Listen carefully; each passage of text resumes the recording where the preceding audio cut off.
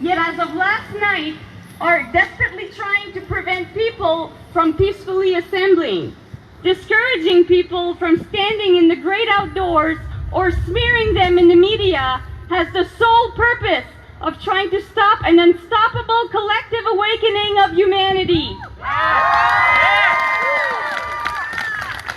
The cat is out of the bag, and COVID-19 is being exposed as being the most exploited event of our times. By using fraudulent testing that can give false positives, they are giving themselves justification to radically transform our world. The greatest wealth transfer of our times is occurring while our freedoms are eviscerated. The ever-increasing measures will have the consequence of destroying our businesses if we continue to follow the diktats of those who have seized tyrannical power by abusing state of emergencies with no end in sight.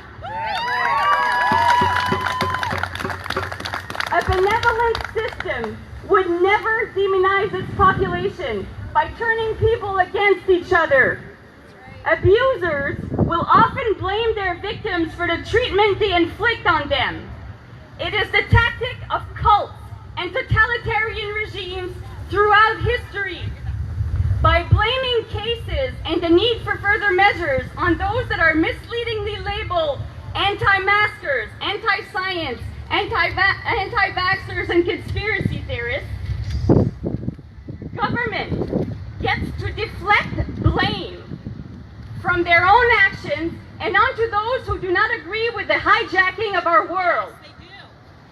These people are falsely used as the target of blame for cases, the destruction of livelihoods, the withholding of medical care for non-COVID related health issues, and so much more.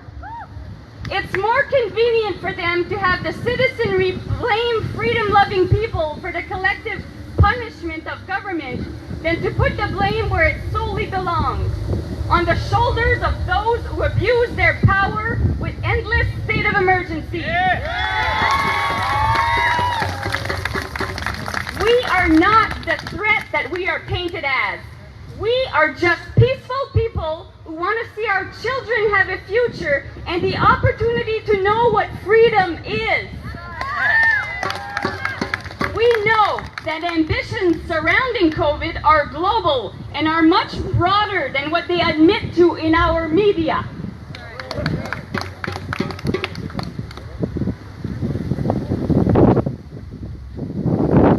The destruction of the economy under COVID measures enables the creation of a global cashless financial system. This would destroy what is left of our freedoms, as our ability to purchase would be decided by a technocracy. Dependent people are controllable. Our world is being led into a version of reality where human beings have been artificially conditioned to become something we were never meant to be.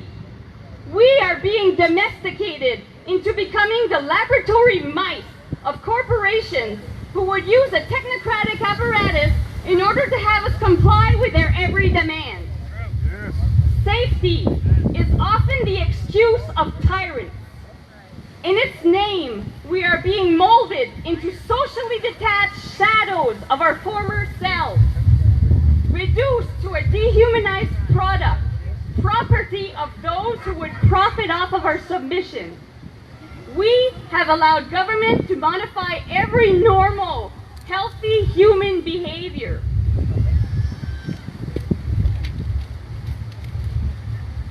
The collateral damage on society has been tremendous. Our older children who remember freedom feel it the most.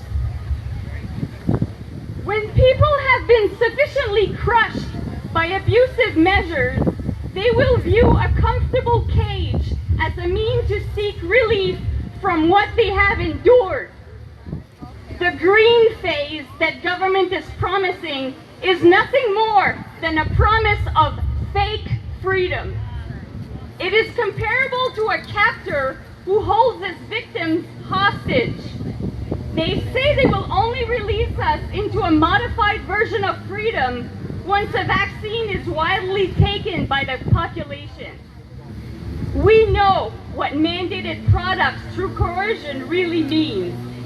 We know that they will attempt to coerce or force this new generation of vaccines on every human being on the planet.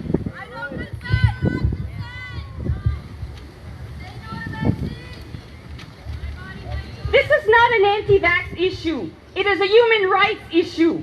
Most people value their ability to make their own medical decisions, and with good reason. This is so much bigger than masks. Picture a world where your worthiness to be treated as a human being is determined by technology that would screen your testing or vaccination status in order for you to access a public space, travel, employment, the basic necessities of life. A future where contact tracing would determine if you would be targeted by government consequences for having the misfortune of having been at the wrong place at the wrong time.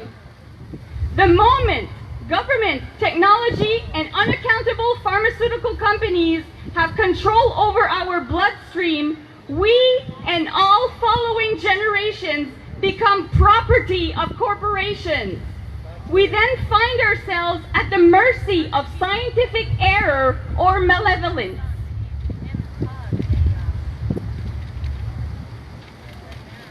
Informed consent exists for a reason. It is the backbone of medical ethics and is what protects the medical community from having to participate in war crimes.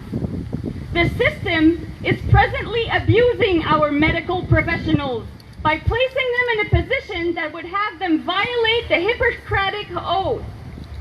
Believing one's actions to be benevolent does not negate that if free will is taken out of the equation, the institution of medicine ceases to be medical care and becomes a prison of scientific experimentation.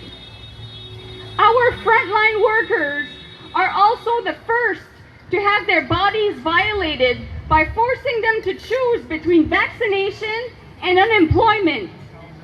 The subjugation of one is the subjugation of all, and no one, regardless of profession, should be coerced into any medical procedure.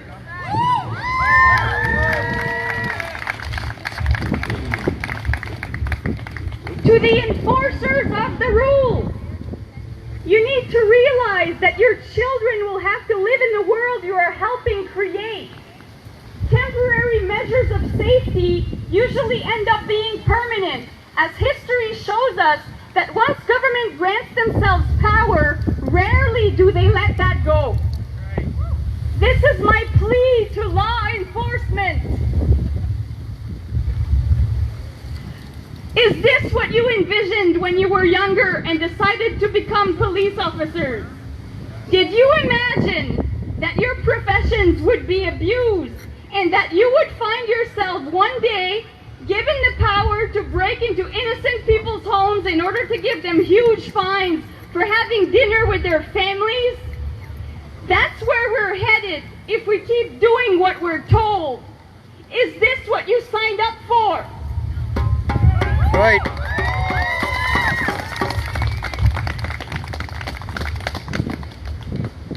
It's not what our leaders decree on paper that enables the creation of nightmare societies. It is the everyday actions of ordinary individuals who bring these realities into being with their silence and acquiescence. Right. People of various professions regularly strike for things such as pay raises and better work conditions. One would hope they would speak up as we now stand on the brink of the destruction of our way of life. It is our collective moral duty to not stay silent. Staying silent in order to keep your paycheck while your neighbors are denied of theirs is why we are rapidly killing our country. The biggest perpetrators of injustice are the words, "I'm only following the rules. We have no choice. I'm only doing my job."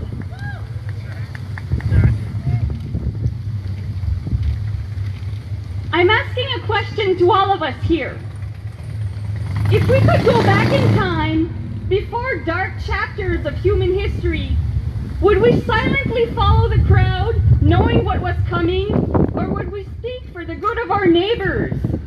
We have the opportunity to right a wrong before it happens. Let's not waste this opportunity and reach out to our neighbors with love and compassion. There is hope, even though things seem dark. As people, we could put an end to the abuses inflicted on humanity. We don't have to destroy our world in the name of saving it. If people started striving to do what's right instead of what is demanded, we could collectively find solutions to get us out of this mess.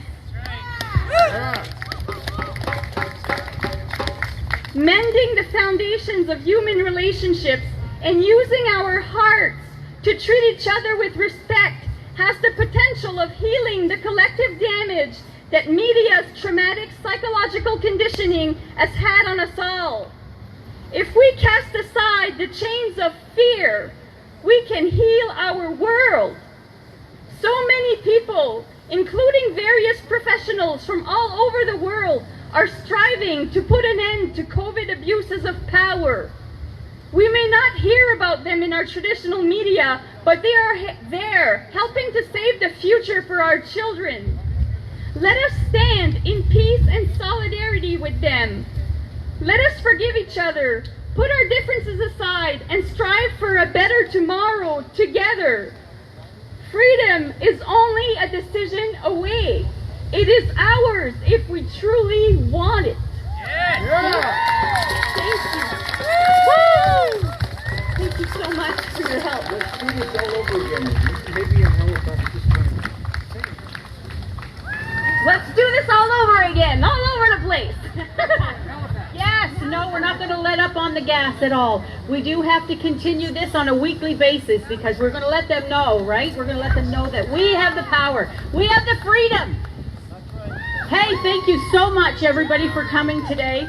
And I want an answer to the first question that I asked. Is there an end in sight?